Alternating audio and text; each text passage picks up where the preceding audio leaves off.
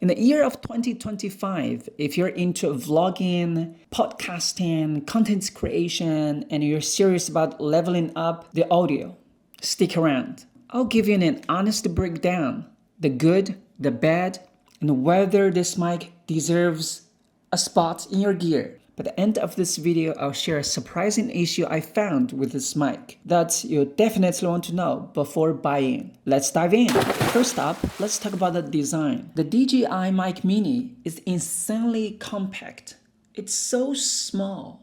It fits right on your fingertips. At just 10 grams, it's almost a third of the weight of the DJI Mic 2, which comes in at 28 grams. Now, that's what I call lightweight. Let's talk about the range. Last week, I took this DJI Mic Mini to my hometown and gave its transmission distance a real test. When the train sped up to 300 kilometers per hour, the range dropped to about 10 meters, but that's expected. In open areas though, it worked flawlessly, easily covering at least 100 meters without any issues.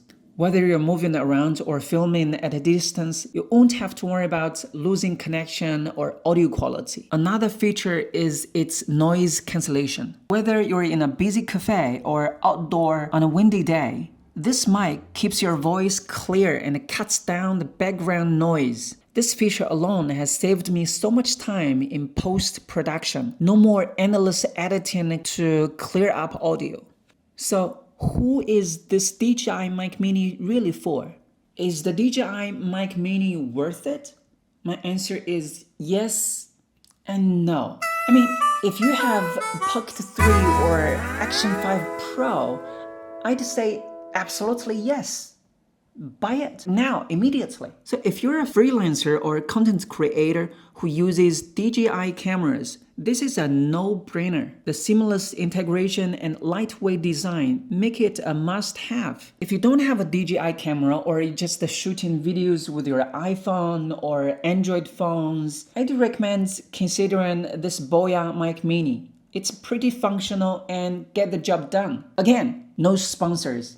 I bought these microphones with my own money, no sponsors. I just think this price is more friendly, more reasonable. If money isn't an issue, I strongly recommend going for the combo because the difference between with a receiver and without a receiver is huge. That said, this mic is a fantastic option for anyone who needs high quality audio in a portable package. Let me know in the comments, would you consider this mic for your setup or do you have any questions I didn't cover? If you found this review helpful, don't forget to hit that like button and subscribe for more honest gear reviews. I'd love to have you, yes, I'd love to have you in our community. Thanks for watching. I'll see you in the next one.